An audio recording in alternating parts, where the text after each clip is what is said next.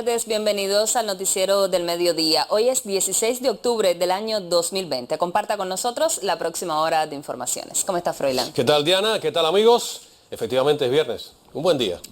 Y como de costumbre, comenzamos presentándoles nuestros titulares. Presentan a la dirección del país Estrategia de Desarrollo Económico y Social de Santiago de Cuba. Reporta Cuba 56 nuevos casos positivos a la COVID-19. Conmemoran aniversario 75 de la Organización de Naciones Unidas para la Alimentación y la Agricultura, FAO. Comenzamos con las informaciones. En la jornada de este viernes continuó la visita gubernamental a la oriental provincia de Santiago de Cuba. Durante la sesión de trabajo encabezada por el presidente cubano Miguel Díaz-Canel Bermúdez, junto al primer ministro Manuel Marrero, la gobernadora Beatriz Johnson informó acerca de la estrategia económica y social del territorio y los principales retos de Santiago de Cuba en la nueva normalidad. La ciudad héroe cuenta ya 169 días sin reportar casos de COVID-19. El vicepresidente cubano Salvador Valdés Mesa visitó el municipio santiaguero de Contramaestre como parte del tercer ciclo de visitas gubernamentales a los territorios del país. Allí llamó a explotar las potencialidades de la producción de alimentos como parte del programa de autoabastecimiento local. El recorrido comenzó por la empresa de capital mixto Tropical Contramaestre S.A., donde fue informado de la marcha de las inversiones que allí se realizan para ampliar la gama de productos y aprovechar mejor las potencialidades de frutas, vegetales y hortalizas de esta región oriental cubana. Acompañado por las máximas autoridades del municipio y el vicegobernador provincial Manuel Falcón Hernández, Valdés Mesa se interesó por las etapas por las que ha transitado la industria y su funcionamiento, así como los beneficios que reciben los que allí laboran. En la unidad empresarial de Beneficio Café, recibió amplia información sobre las capacidades de procesamiento de la industria y llamó a incrementar los volúmenes de producción del cerezo destinado a la exportación y el consumo nacional. También recibió información sobre el programa cañero azucarero que desarrolla Contramaestre para insertarse de manera dinámica en ese sector al cual le ha aportado históricamente. En un intercambio con el Consejo de la Administración Municipal y los directivos de las empresas agropecuarias y la alimentaria, Salvador Valdés Mesa insistió en lograr en el menor tiempo posible las 30 libras per cápita de alimentos para el pueblo contempladas en el programa de autoabastecimiento local. Para ello se debe alcanzar incrementos de las producciones de boniato, malanga, ñame y plátano, así como de frijol, este último destinado a la canasta básica familiar. Precisó que el municipio Contramaestre tiene las potencialidades para ello e indicó realizar los análisis de crecimiento mensualmente para definir con más claridad el avance de esta prioridad que decide en la estrategia de lograr la soberanía alimentaria.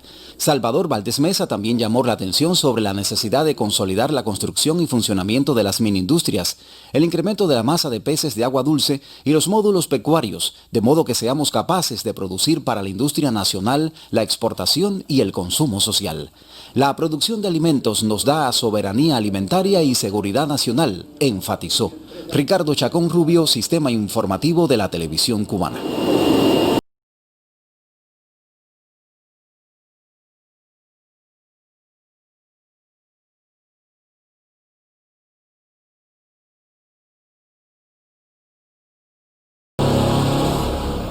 El doctor Francisco Durán García, director nacional de epidemiología, ofreció detalles este viernes sobre el comportamiento semanal de la COVID-19 en Cuba. Un total de 56 confirmados fueron notificados durante la conferencia, para un acumulado de 6.118 personas diagnosticadas con la enfermedad en el país. A partir del estudio de 7.522 muestras se identificaron 56 casos activos con la enfermedad y a pesar del esfuerzo del personal médico se lamentó la pérdida de una señora tras una parada cardíaca. Al cierre del día de ayer se encuentran ingresados positivos al SARS-CoV-2 290 pacientes, cifra inferior con respecto a etapas precedentes. Los diagnosticados esta semana todos son cubanos, solo 10 pacientes importados, en tanto 40 devinieron contactos de casos confirmados. Indicador importante al decir del experto, pues una vez identificadas las personas cercanas, se corta con mayor prontitud la cadena de contagios. Llamamos a la reflexión, instamos a que todos los contactos que se mantienen en sus domicilios, pues realmente cumplan con las medidas de restricción que se les exige para evitar el contagio de otras personas. De acuerdo con Durán García, del total de diagnosticados, solo 3 personas no precisan fuente de infección, mientras que 40 sí resultaron asintomáticos. En cuanto a la recuperación del pequeño de 2 años, hospitalizado en la capital cubana, dijo, rebasó su estado grave y hoy presenta una evolución clínica estable en la sala de cuidados. Cuba acumula ya 681 menores de edad positivos a la COVID-19, de los cuales más del 90% se encuentran recuperados. Hasta ayer en la tasa de incidencia por cada 100.000 habitantes despuntaba Santi Espíritus con 167 pacientes diagnosticados durante los últimos 15 días. Le sigue Ciego de Ávila y La Habana, territorios que han disminuido los contagios paulatinamente. Esta semana se ha mantenido, aunque con una reducción, la complejidad epidemiológica en la provincia de Ciego de Ávila, Santi Espíritus, La Habana con una reducción importante. Los indicadores lo dicen, el cierre de eventos lo traduce, y en el caso de esta semana, pues la situación que se ha dado en el municipio de Guane, de la provincia de Pinar del Río, pues denota una complejidad, una transmisión en este lugar, que era una provincia que no tenía este comportamiento en días anteriores. Aunque se notificaron 24 altas, el director de epidemiología llamó a la responsabilidad, a no bajar la guardia con las medidas higiénico-sanitarias y respetar el distanciamiento social. Ariadna Corona, Sistema Informativo de la Televisión Cubana. El Día Mundial de la Alimentación se celebra cada 16 de octubre. Actualmente llega a más de 150 países. La fecha constituye una oportunidad para concientizar a la opinión pública sobre cuestiones relativas a la educación nutricional y la alimentación. El informe reciente de las Naciones Unidas, divulgado el 13 de julio, expresa que sufren hambre más de 820 millones de seres humanos y a ese número se podrán sumar más de 270 millones hasta fines del próximo diciembre. A pesar de todas las complicaciones, todos los problemas creados por el COVID, en los primeros 6 meses de este año el PMA pudo llegar a más de 80 millones de personas. Y entonces, de acuerdo a los Objetivos de Desarrollo Sostenible, para el 2030 debería haber ninguno padeciendo hambre, pero esto va a ser imposible por el momento. Pero el reto es continuar a tener esta gente para reducir esta carga y este número de personas que cada noche se acuestan, se van a dormir con hambre. Cuba llega a este Día Mundial de la Alimentación con avances en la implementación del Plan de Soberanía Alimentaria y Educación Nutricional aprobado por el gobierno el pasado 22 de julio. El teólogo brasileño Frei Beto, quien es asesor del gobierno cubano en el tema y apoyado por la FAO, asegura que la mayor de las Antillas cuenta con un motivo muy especial para celebrar porque tiene este plan que va a tener como protagonista al propio pueblo cubano. Então, creio que uma articulação de toda a sociedade cubana em este plano de soberania alimentar e educação nutricional, desde a base das escolas, dos centros de cultura, dos meios de comunicação, mas, sobretudo, los conselhos populares, as cooperativas, os sindicatos, a gente em base município, creio que se pode avançar demasiado para lograr uma melhor alimentação a todo o povo de Cuba. Según comentó Frei Beto, en el contexto actual, agudizado por el bloqueo económico y los efectos de la pandemia, es aún más necesario el plan de soberanía alimentaria y educación nutricional. Cuba gasta demasiado, son 2.000 millones de dólares ao ano para importações de alimentos e insumos.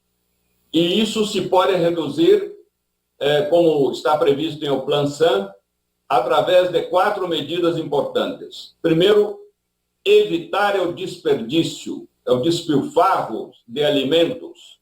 Segundo, valorar a diversidade cultural que Cuba tem em matéria de culinária, de cocina. Terceiro, cambiar as experiências, as experiências de uma província com outro, de um município com outro, de maneira que se aproveite a melhor as possibilidades, não somente de produção, distribuição e consumo de alimento, mas, sobretudo, de criatividade en la dieta cubana. Frei Beto asegura que la propuesta cubana apunta a la necesaria revolución cultural y ética que sustituye a la lógica del libre mercado por la de compartir y de la paridad de derechos que es la realizada por Cuba. Rosy Amaro, Sistema Informativo de la Televisión Cubana. A propósito de esta entrevista ofrecida por el teólogo brasileño Frei Beto por el Día Mundial de la Alimentación, será transmitida de manera íntegra por el Canal Caribe a las 5:30 de la tarde y también usted puede leerla con mayor detenimiento en el sitio web Cuba Debate.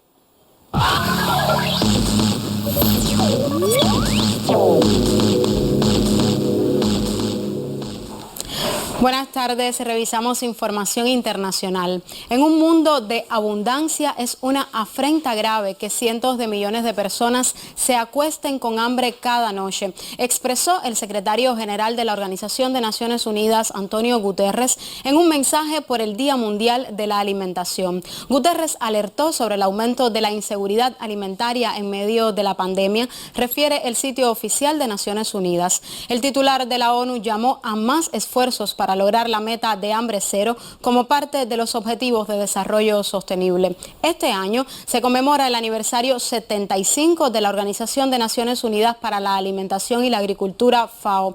Embajadores y responsables de organismos de Naciones Unidas con sede en Roma dialogan sobre la necesidad de preservar el acceso a los alimentos en medio de la crisis por la COVID-19. El Día Mundial de la Alimentación fue proclamado en 1979 y se dedica este 2020 a los agricultores. Compartimos parte del mensaje del secretario general de la ONU.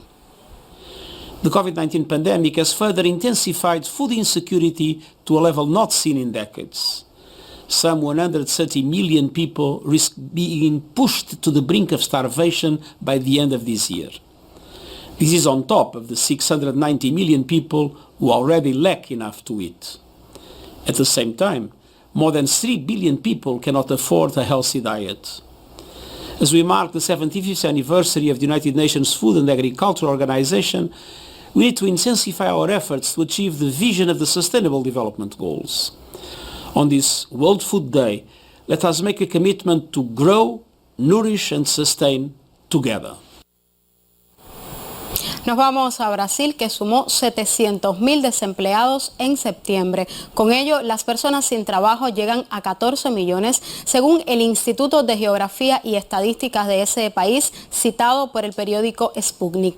La tasa de desempleo abarca al 14% de la población activa. Tan solo en los últimos 5 meses, los de pandemia, más de 4 millones de personas en el gigante sudamericano entraron en las filas del desempleo. Organizaciones sociales acusan al gobierno de Jair Bolsonaro de no proteger a los trabajadores ni garantizarles el acceso a una labor digna.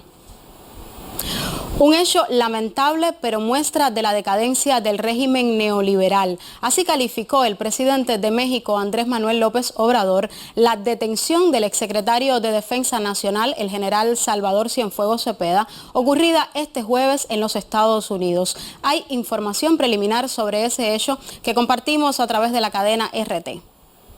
El exfuncionario fue arrestado en el aeropuerto de Los Ángeles. En la publicación del canciller mexicano se dice que le transmitió la información el embajador de Estados Unidos en México, Christopher Landau.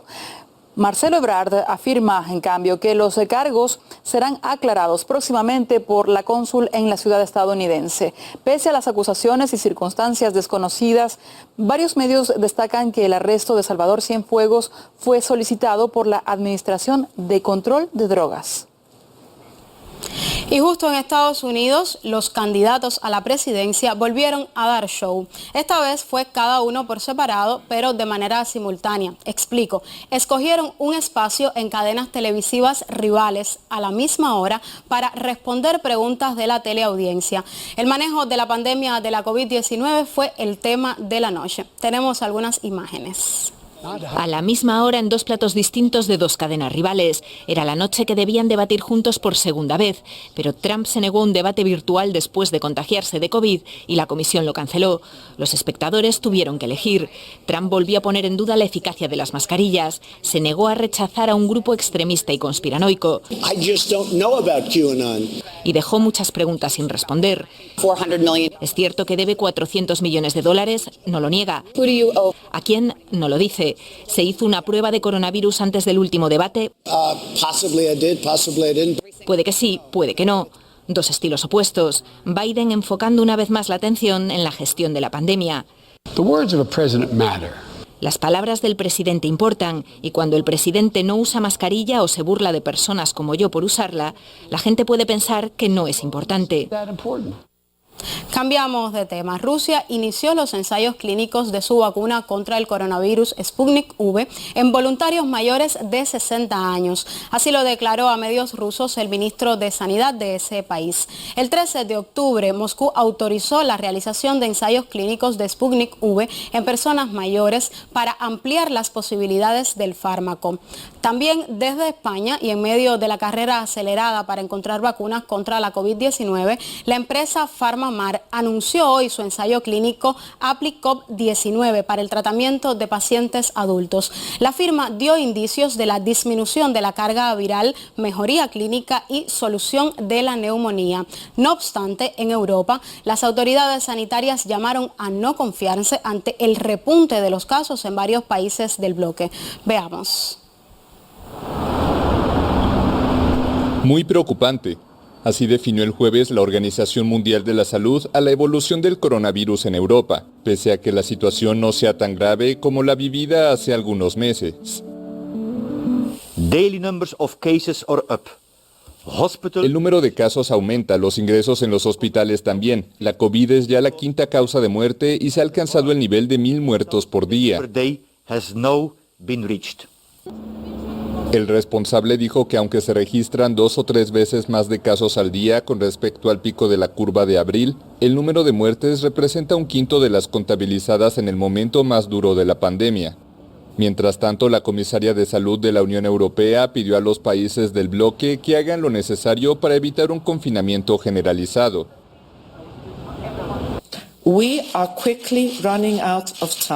El tiempo apremia. Todos deben hacer lo necesario para evitar los devastadores efectos sociales, económicos y sanitarios de un confinamiento generalizado.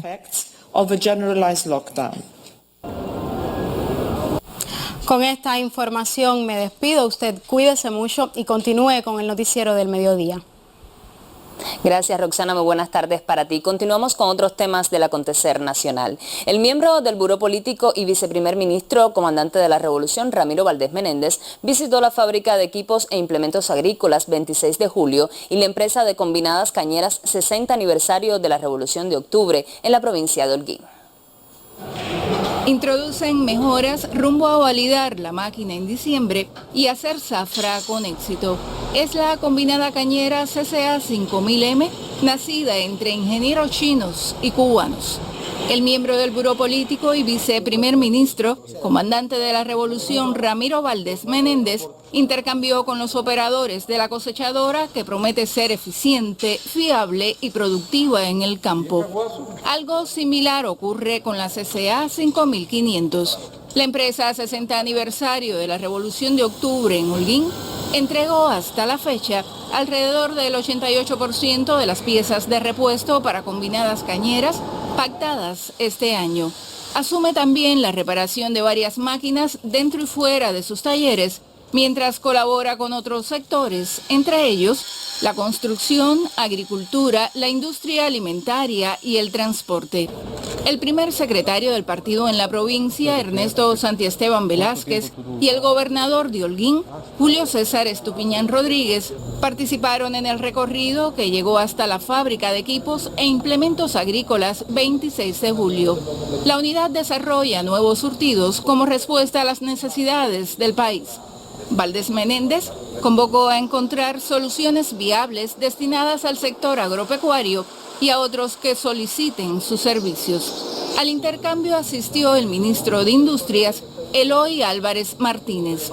Satisfacer la demanda interna y penetrar en el mercado internacional son propósitos en la 26 de julio a partir de la experiencia, capacidad de la planta y los encadenamientos con otras entidades cubanas. Desde Holguín, Mariel González, Sistema Informativo. Y también conocimos que el viceprimer ministro de la República de Cuba, doctor Roberto Morales Ojeda, en visita gubernamental a la provincia de Santiago de Cuba, constató los avances socioeconómicos del territorio y reconoció la implementación de la ciencia como parte del desarrollo de la provincia. La periodista Esperanza Castellanos nos amplía. Como parte de la tercera visita gubernamental a la provincia Santiago de Cuba, ahora en la nueva normalidad, el doctor Roberto Morales Ojeda, viceprimer ministro de la República de Cuba, chequeó las estrategias de desarrollo y la aplicación de la ciencia, la tecnología y la innovación en importantes esferas de la provincia. Durante su recorrido, acompañado por la ministra de Educación Enaelsa Velázquez Coviella y del ministro de Educación Superior José Ramón Saborido, se interesó además por la preparación académica de los estudiantes en medio de las pruebas de ingreso y las proyecciones de este sector en la provincia para el inicio del nuevo curso académico. Asimismo, en la Casa de Niños sin Amparo Filial, comprobó las condiciones de vida y las atenciones de estos pequeños por parte del colectivo de trabajadores de este centro e instó a continuar la obra sensible y necesaria de la revolución impulsada por el líder histórico Fidel Castro. La producción de medicamentos en la línea natural y de sueros parenterales, así como de vendas y yesos, fue otra de sus motivaciones durante un intercambio con directivos en el Laboratorio Farmacéutico Oriente, donde también participó el doctor José Ángel Portal Miranda, ministro de Salud Pública. Por último, el viceprimer ministro Roberto Morales Ojeda instó acerca de las medidas sanitarias a tener en cuenta ante el recibimiento de los colaboradores provenientes de Venezuela y el periodo de cuarentena en el que deben permanecer tras su llegada durante los próximos días a la ciudad héroe. Al concluir, reconoció los avances económicos y sociales de Santiago de Cuba durante esta etapa. Existe una disposición, existe un sistema de trabajo con una coherencia muy apegado a la ciencia que estamos seguros que permitirá que muchísimos sectores, como lo han hecho hasta ahora, constituyan verdaderos ejemplos de lo que podemos seguir haciendo. En Santiago de Cuba, Esperanza Castellanos Cabreja, Sistema Informativo de la Televisión Cubana. Hoy es el Día Mundial de la Alimentación. Recientemente, el gobierno de nuestro país aprobó un plan de soberanía alimentaria y de educación nutricional. Le propongo referirnos hoy a lo vinculado con la alimentación ganadera, uno de los pilares de este plan. Científicos y expertos cubanos han realizado propuestas que potencian la producción sustentable de alimentos para la ganadería. Esta estrategia incluye la comunidad científica, los productores y el gobierno. Para conocer cómo es esto, vamos a establecer comunicación inmediatamente con la ayuda de la tecnología con la doctora en ciencias María Felicia Díaz Sánchez, quien es la directora de investigación y posgrado del Instituto de Ciencia Animal. Por cierto, una institución fundada por Fidel que este año cumple 55 años. Doctora, gracias por estar con nosotros. ¿En qué radica la propuesta de la ciencia cubana para garantizar la tan ansiada sostenibilidad de la actividad ganadera? Muy buenas tardes, Floirán. Efectivamente, desde la ciencia estamos haciendo propuestas muy atinadas, propuestas que pueden ser llevadas a cabo bajo las condiciones actuales de nuestro país y van encaminadas fundamentalmente en el caso de nuestra ganadería bovina, donde el 75% de la alimentación es a base de pasto y forraje. Lo que estamos proponiendo al país es recuperar toda esa base alimentaria de pastos y forrajes a partir de una gran disponibilidad de germoplasma que tenemos, tanto autóctonos introducidos como obtenidos por los procesos de mejoramiento genético, con tecnologías para su producción, ya sea en condiciones de pastoreo como de producción de forraje. Como complemento a este pasto base, estamos proponiendo lograr encadenamientos productivos a partir de productos y subproductos agroindustriales, también muchos derivados del trabajo de la ciencia que pueden jugar un papel importante en la alimentación animal, unidos con determinado nivel de producción de granos a nivel de nuestro país, del empleo eficiente de los recursos naturales, que podamos utilizarlo como suplemento al pasto base para mejorar la eficiencia de utilización de los alimentos. La doctora ha mencionado 3 elementos importantes que están en manos de los productores nacionales. No hay que importarlos. Vean ustedes, recuperación de pastos y forraje, encadenamiento productivo, empleo de los recursos naturales. Ahora bien, doctora María Felicia, ¿qué elementos novedosos caracterizan este programa y cuáles podrían ser ejemplos concretos que generen un impacto inmediato? Bien, en estos momentos la ciencia está llamada a jugar un papel importante en la transformación de nuestro sistema social. Está declarado que la ciencia junto con la informática y la comunicación constituyen pilares de la gestión de gobierno. Por tanto, existe un marco gubernamental, un grupo de políticas creadas a través de nuestro modelo de desarrollo económico social, donde se está buscando un diálogo y una articulación efectiva entre el gobierno, los científicos, con el sector productivo. Es decir, están dadas las condiciones en el plano institucional y organizacional como país para que las tecnologías puedan lograr el impacto en incrementar los niveles productivos, en que sean rentables, en que se logren utilidades, en que podamos responder a la demanda del país y podamos prepararnos para la exportación y a partir de ese dinero seguir generando producción científica. Es decir, la ciencia está llamada a convertirse en un resorte para el desarrollo económico de nuestro país. Y todos estamos de acuerdo en que hay que destrabar la agricultura de nuestro país. Y dentro de ello, la ganadería es una prioridad.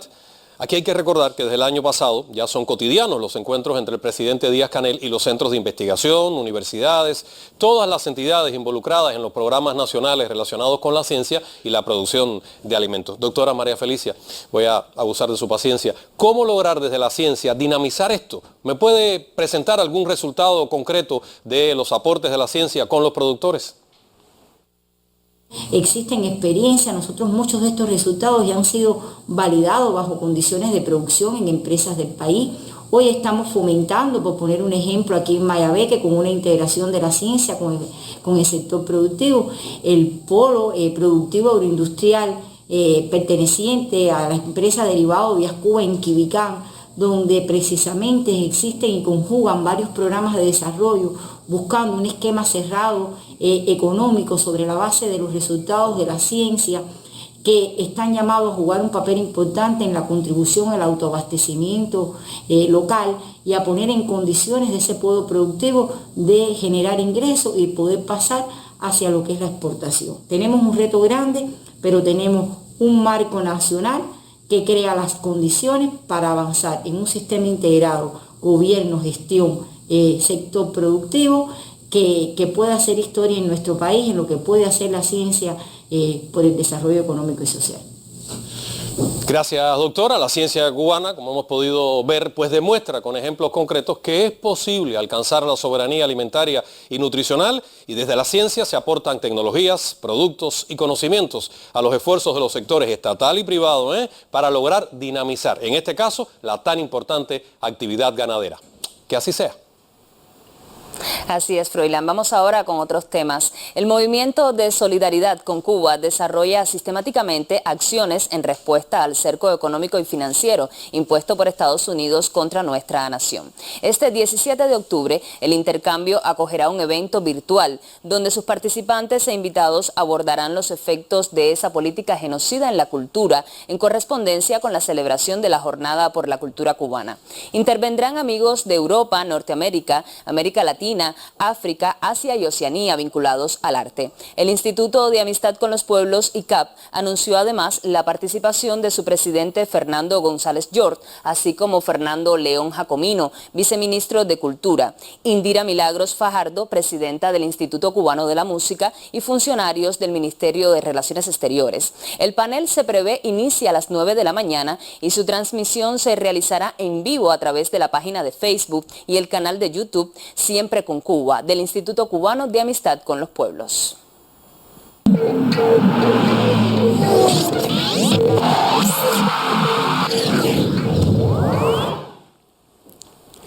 Muy buenas tardes. La Serie Nacional de Béisbol arribó a su primer tercio y los equipos ya apuran el paso por no quedarse fuera de la postemporada. Los Toros de Camagüey, con esa despiadada ofensiva, mantienen la punta con una derrota menos que Santiago de Cuba y Matanzas. Las avispas no se cansan de producir carreras, mientras los yumurinos comandan el picheo y la defensa.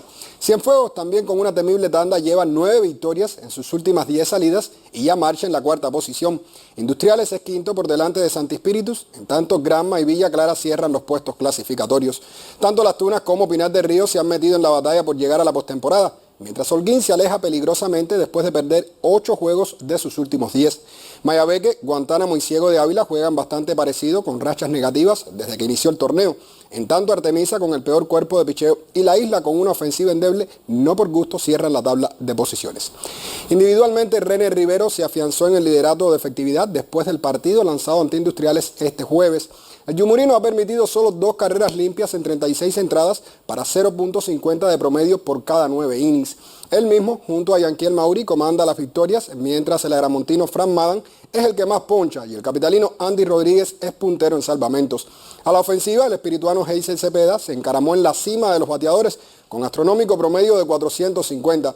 Luis Juan Correa se quedó solo en el liderato de jonrones, mientras el mayabequense Denis Laza sigue al frente de los remolcadores con 33, seguido de cerca por Jordani Samón. Por cierto, ya se dieron a conocer las 3 propuestas para el MVP de la semana, donde precisamente están incluidos 3 de los mencionados, Reinier Rivero, Heysel Cepeda y Luis Juan Correa. Y en Japón, el cubano Yariel Rodríguez cosechó su tercera victoria del año a pesar de permitir 3 carreras en 5 entradas y 1 tercio. El derecho de Camagüey mejoró su marca de la temporada a 3-4, aunque aumentó su efectividad a 4.23. En ese juego, Dayan Viciedo falló en 4 oportunidades, mientras Raidel Martínez se anotaba su 20º salvado del año para igualar en el liderato de esa categoría. El pinareño no permitió libertades en un capítulo de relevo y su efectividad descendió a 1.15. En otros encuentros de la jornada, Yuribel Gracial conectó un imparable en un turno, anotó una carrera y remolcó para elevar su promedio a 277 y su total de empujadas a 23. Por último, Leonis Martín conectó su jonrón 25 y remolcó 2 carreras. Y de la MLB, victorias hoy de Tampa Bay y Bravos de Atlanta les llevaría a la Serie Mundial de las Grandes Ligas. Este jueves, el puertorriqueño Carlos Correa conectó un jonrón en el 9º episodio para dejar al campo a los Rays y mantener con vida a los Astros de Houston. Tampa inició la serie de campeonato con 3 victorias en forma consecutiva, pero ha caído en par de ocasiones por idéntico marcador de 4-3.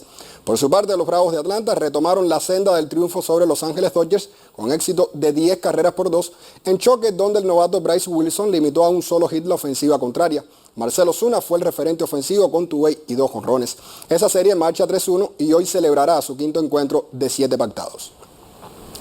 Y Prensa Latina publica que el voleibolista cubano Miguel Ángel López y el club Sada Cruzeiro retoman hoy las acciones en el Campeonato Mineiro de Brasil, al comenzar las semifinales del certamen regional previa a la temporada 2020-2021. López llega con su equipo invicto a la instancia decisiva y este viernes se enfrentará por el pase a la discusión del título al club Uberlandia. De ganar, disputará mañana el trofeo del Campeonato Mineiro sobre el tabloncillo de la Arena Minas de Belo Horizonte. El atacador auxiliar cubano abrió de titular en los 3 desafíos anteriores y fue de menos a más en su contribución, con 4 puntos en el primer juego, 10 en el segundo y 17 en el tercero, por lo que recibió elogios del técnico Marcelo Méndez. Y mañana reinicia la Liga Española luego del parón por los encuentros clasificatorios para la Copa Mundial de Qatar 2022, por lo que muchos técnicos piensan en darle descanso a algunos de sus jugadores. No es el caso de Messi con el Barcelona, a quien Koeman lo quiere en el terreno. Muchos dudan si va a ser titular o no mañana contra el Getafe. ¿Se atreverá Koeman a sentarlo? Solo 16 suplencias en los últimos 10 años. Lo ha jugado prácticamente todo desde que llegó al FC Barcelona. Además, justo hoy se cumplen 16 años de su debut en el Barça. Pero la gran pregunta, Ronald Koeman, ¿va a rotar Messi? ¿Va a descansar ante el Getafe? Creo que lo tiene bastante claro el entrenador. Yo creo que sí, porque siempre depende del jugador y como con Leo, como con los demás que han estado fuera, hablo particularmente cómo se encuentran. Llevan muchos años jugando un calendario muy apretado y Leo además es un jugador, yo creo que más, si no juega, está más cansado. Entonces yo creo que es un jugador ganador que quiere estar en los partidos. Bueno, además del Barcelona-Getafe, mañana juega el líder Real Madrid ante el Cádiz, así como el Atlético frente al Celta de Vigo y el Sevilla ante el Granada. En Inglaterra, Liverpool y Everton sostendrán un duelo interesantísimo y en Italia la gran batalla será entre Inter y AC Milan por el derbi de esa ciudad. Finaliza así este tiempo con los deportes. Muy buenas tardes. Se gradúan del nivel primario que resume la más larga trayectoria estudiantil de sus vidas. El momento que perdurará en sus memorias tiene esta vez la connotación de ser diferente para los 154 alumnos de este centro y otros planteles cubanos. La pandemia que generó la COVID-19 los puso a prueba en cuanto a la capacidad de integrar saberes y prepararse desde las casas.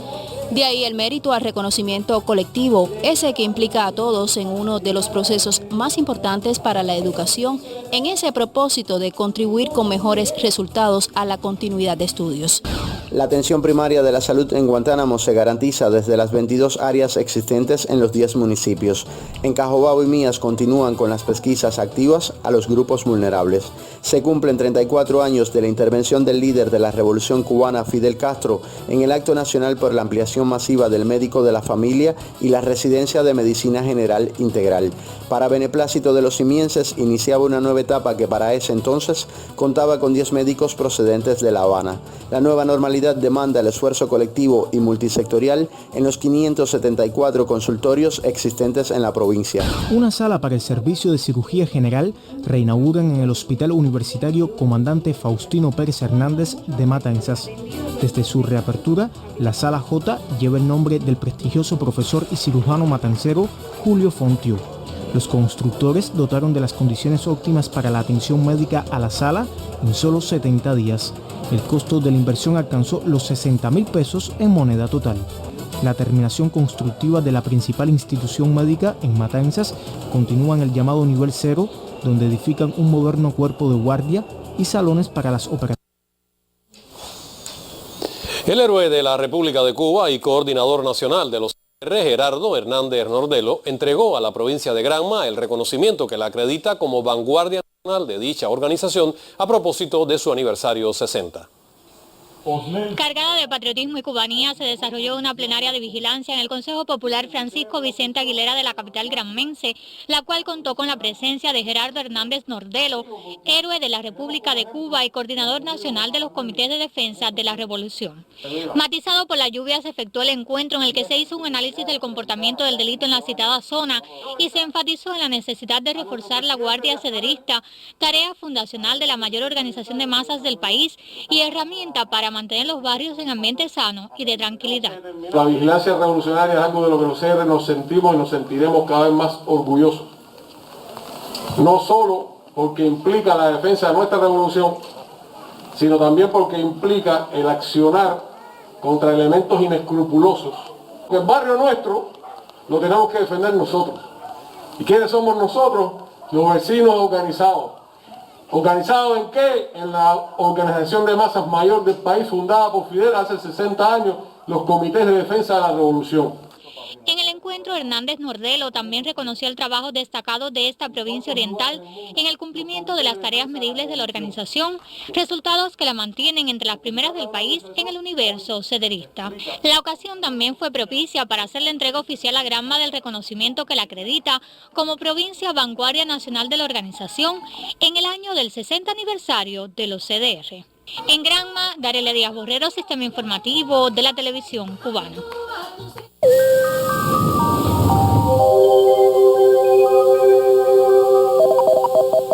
Hola, ¿qué tal? Muy buenas tardes, muchas gracias. Ha continuado lloviendo en casi todo el territorio nacional. Llovió fuerte ayer en el occidente, donde tenemos esta vaguada de niveles medios que se mantiene con muy lento movimiento. Hay un flujo húmedo de región sur sobre esta parte del territorio nacional que está incentivando la lluvia en horas de la tarde y hasta el anochecer. Ayer llovió fuerte en La Palma, 50 milímetros en 24 horas, pero de los cuales 40 se precipitaron en solo 3 horas. Llovió fuerte según los pluviómetros de recursos hidráulicos en Santiago de Cuba con 64 milímetros y en Ciego de Ávila con 57 milímetros. Les repito, la tarde de hoy con la mayor probabilidad de lluvia nuevamente en la región occidental, incluyo la isla de la Juventud y el sur del resto del territorio nacional, Santiago de Cuba y Granma hasta la provincia de Matanzas y Cienfuegos. En un acercamiento pueden ver el flujo de región sur, cómo está llegando al occidente del país. Al pasar sobre territorio nacional se incentivan los nublados y la probabilidad de lluvia. Por eso la tarde será nublada en casi todo el territorio nacional, con algunos chubascos y tormentas eléctricas en la región occidental, más aislados en el resto del territorio nacional, pero ocurriendo algunas lluvias también en localidades del interior y sur de casi todo el centro y el oriente del país. En la noche disminuye drásticamente la nubosidad en el occidente, se mantiene en localidades del interior y sur sur de Pinar del Río, el sur de La Habana y hacia el oriente del territorio nacional, donde estará la mayor probabilidad de lluvia. Fíjense que en el centro debe llover desde Matanzas, Cienfuegos, Villa Clara, también hacia el sur y en las provincias orientales esa será la noche y en la próxima madrugada. Las temperaturas máximas hoy con valores desde 30 a 32 grados Celsius en el occidente, un poco más cálido el oriente, puede llegar hasta 35 grados ya en Granma. En la noche las temperaturas en el entorno de 23, 24 hasta 27 grados Celsius en Santiago de Cuba, y los vientos, como les dije, estarán soplando variables débiles en localidades del interior y sur. Hay un flujo del sur en niveles medios, pero en superficie variables débiles. Soplarán del norte al nordeste desde la tarde en zonas de la costa norte-occidental y del nordeste al este en el resto del territorio nacional con velocidades de hasta 25 kilómetros por hora. Por eso la mayor parte de los nublados y la lluvia irá hacia localidades del interior y sur. En el mar, bueno, tenemos todavía poco oleaje en el litoral norte occidental, en ambos litorales orientales, lo que pasa que ya en la tarde-noche llega a oleaje en la norte oriental. En resumen, mis amigos, la mayor probabilidad de lluvia continúa estando en el occidente del país y localidades del interior y sur del resto del territorio nacional. Les deseo a todos que tengan una tarde muy feliz, que se cuiden y hasta mañana. Y desde entonces fue más ardiente. Cuba dorada, mi amor por ti.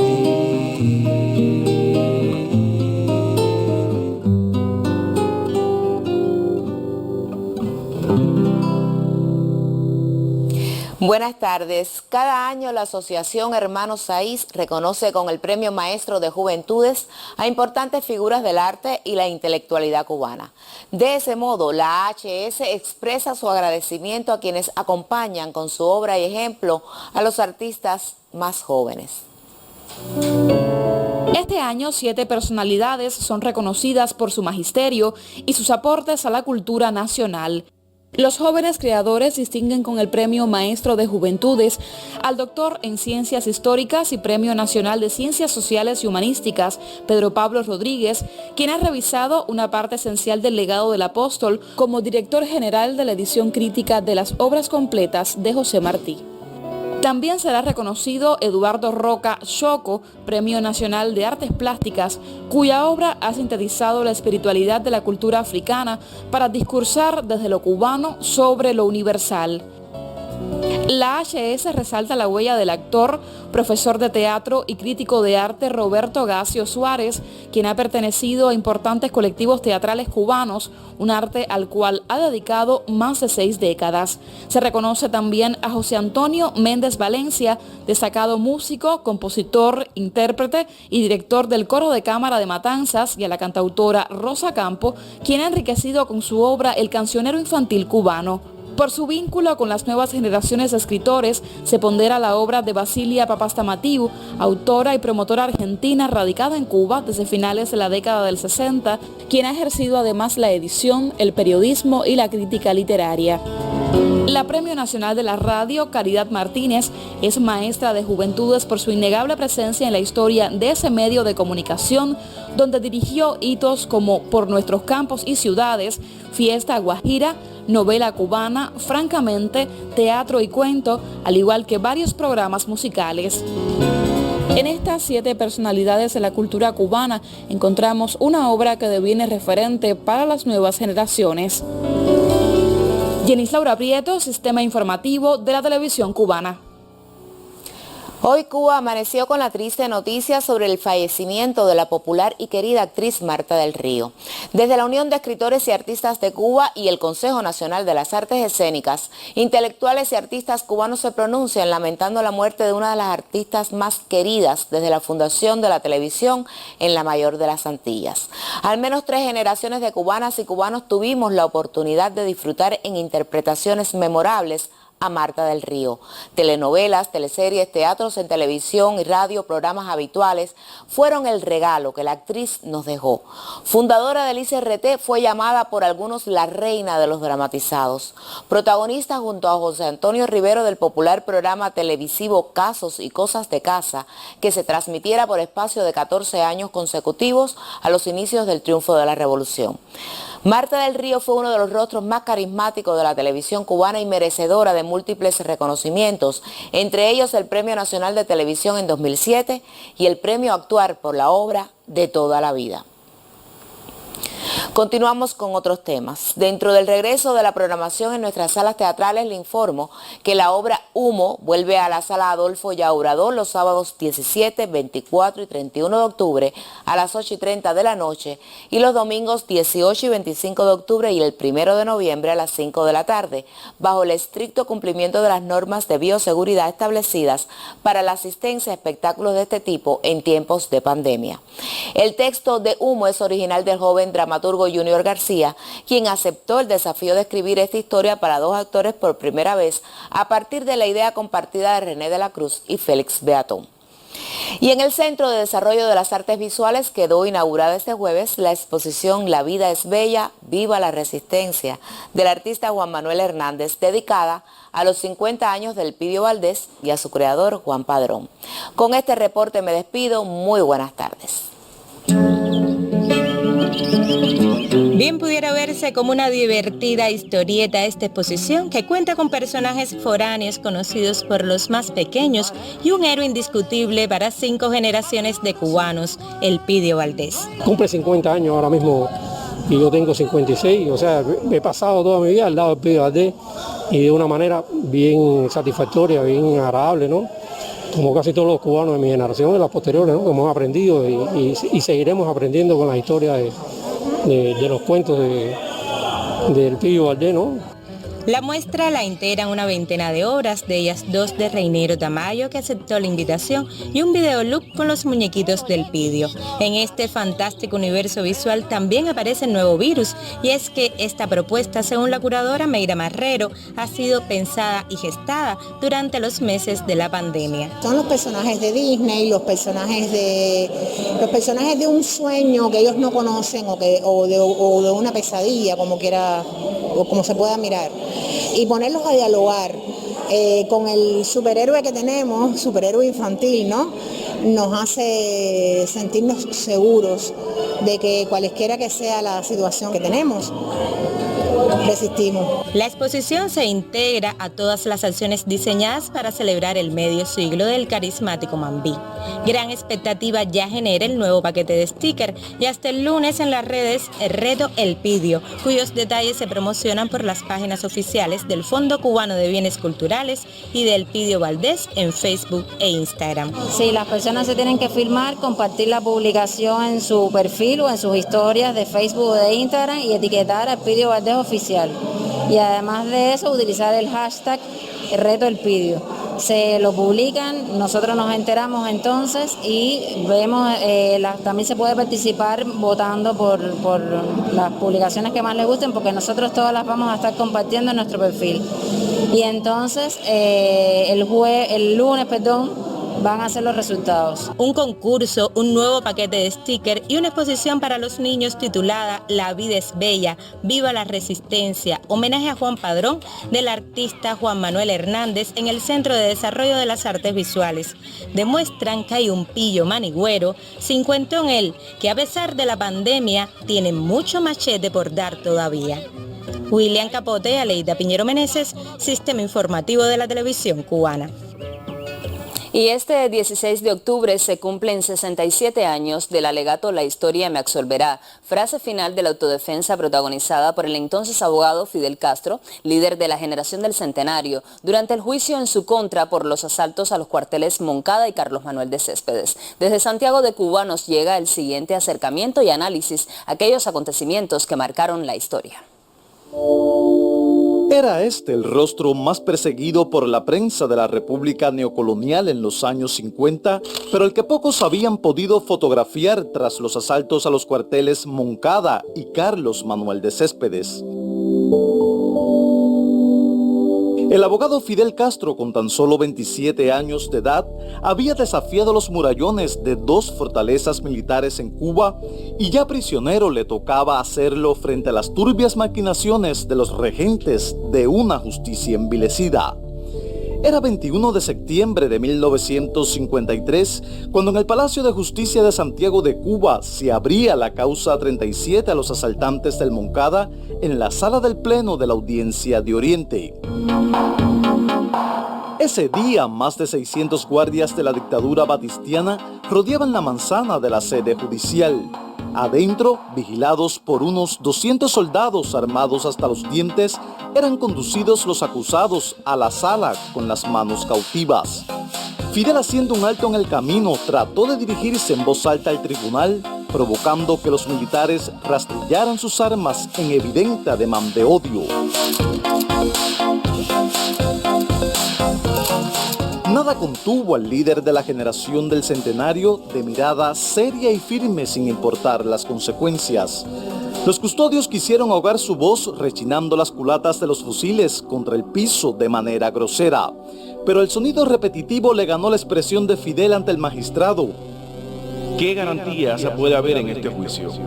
Ni a los peores criminales se les mantiene en una sala que pretende ser de justicia en estas condiciones. No se puede juzgar a nadie esposado. Hubo un silencio total y el presidente de la sala ordenó: esta vista se suspende hasta tanto quiten las esposas a los acusados.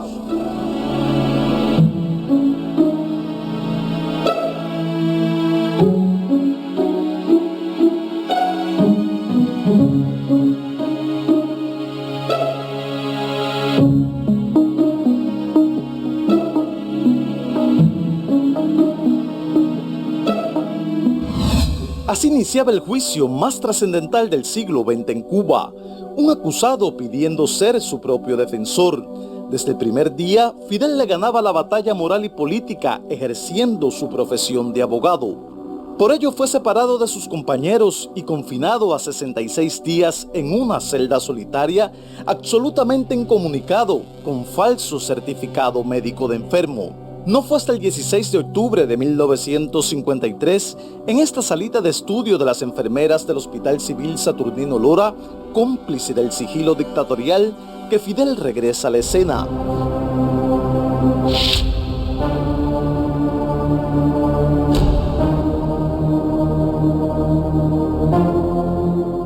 Fue aquí donde pronunció el alegato La historia me absolverá, la oratoria magistral que se convirtió en el primer programa de la Revolución Cubana. Hay palabras que hacen época, un documento que no envejece y hombres que trascienden en la historia. Desde Santiago de Cuba, Cusco Tarradel, Sistema Informativo de la Televisión Cubana. En la segunda jornada de visita gubernamental del presidente cubano Miguel Díaz-Canel Bermúdez a la provincia de Santiago de Cuba, conoció en detalles la estrategia de desarrollo económico y social de la provincia oriental. En el encuentro participaron el vicepresidente Salvador Valdés Mesa, el primer ministro Manuel Marrero Cruz y el equipo de ministros que lo acompaña. La gobernadora de Santiago de Cuba, Beatriz Johnson Urrutia, presentó ante la máxima dirección del Estado y el gobierno la estrategia para impulsar el desarrollo económico y social en la provincia de Santiago de Cuba. Especial énfasis, dijo, se hace en la producción de alimentos para abastecer a la segunda provincia más poblada del país, con más de 1 millón de habitantes, donde lo que se oferta aún está muy por debajo de las demandas. Se prevé fomentar la siembra en los cultivos que sustituyen importaciones. Elementos fundamentales de la estrategia: el maíz, el frijol, el tomate, el café, la miel y la madera. Y aquellos, por supuesto, que aportan mayores rendimientos al autoabastecimiento. Beatriz Johnson Urrutia explicó que Santiago de Cuba apuesta por desarrollar la agroindustria azucarera y sus derivados en un territorio donde en las últimas contiendas ha estado deprimida la producción de azúcar. La provincia aspira también, como parte de su desarrollo socioeconómico, a seguir impulsando los vínculos con naciones de la región caribeña, así como a potenciar el turismo. En la estrategia está potenciar el turismo de naturaleza, el turismo de historia, aprovechando el municipio Guamá, el propio municipio Santiago de Cuba y el municipio Segundo Frente, que también tiene un ciclo que cierra de todo el proceso de turismo, y el hotel de Segundo Frente está denominado como uno de los principales hoteles para asegurar el turismo de naturaleza, el ecoturismo. Bueno, aprovechar estas potencialidades y profundizarlo, sobre todo en los municipios serranos. Aprovechar las tradiciones culturales de nuestra provincia. En cuanto al sector social en Santiago de Cuba, dijo la gobernadora que uno de los retos está en mejorar los servicios de salud, fundamentalmente en revertir la problemática en el programa materno-infantil, donde las cifras de este 2020 han sido las peores de los últimos tiempos. 7 muertes maternas es demasiado para como nosotros nos hemos desarrollado en temas de salud. Y la tasa de mortalidad también la tenemos muy deteriorada, 5.7, que está muy alejada del propósito de este año. Ante esta realidad, la nueva estrategia de desarrollo económico y social contempla entre sus prioridades resolver esta problemática. Y aquí hay un grupo de acciones que nosotros implementamos ya en el funcionamiento del Consejo de Defensa Provincial, en el funcionamiento de los consejos de defensa municipales, que están encaminadas a poder asegurar, en primera, que las mujeres que quieran parir lo puedan hacer y estén en edad fértil lo puedan hacer. Que haya una atención diferenciada a las mujeres que logren concebir el embarazo. Nosotros hemos intensificado las acciones en los hospitales, en las áreas de salud, a partir de la gestión de los médicos de la atención primaria de salud, pero en este sentido, bueno, seguir profundizando y desarrollando ideas diferentes e incrementar el control a la Dirección de Salud que atiende este importantísimo programa. Santiago de Cuba desarrolla un amplio proceso inversionista que será determinante en el futuro del oriente del país, pues al concluirse las grandes obras que hoy se ejecutan, habrá un positivo impacto socioeconómico. La fábrica de cementos Moncada, que ayer recorrimos con el presidente, la fábrica de Petrocasas, que es una inversión que está en proceso, yo digo que entre estudio, proyecto y la definición de la fuente de financiamiento, la base de almacenes San Luis, con la visión de que este es un área de desarrollo estratégico, el polo de desarrollo económico de la provincia de Santiago de Cuba. En la Oriental Provincia se desarrolla un programa hidráulico y la principal inversión está en el acueducto de Palma Soriano. También se trabaja en obras de la agricultura, la industria y en la vivienda. En este último sector, aunque se construye, se incumple con lo planificado y persiste la problemática habitacional en Santiago de Cuba.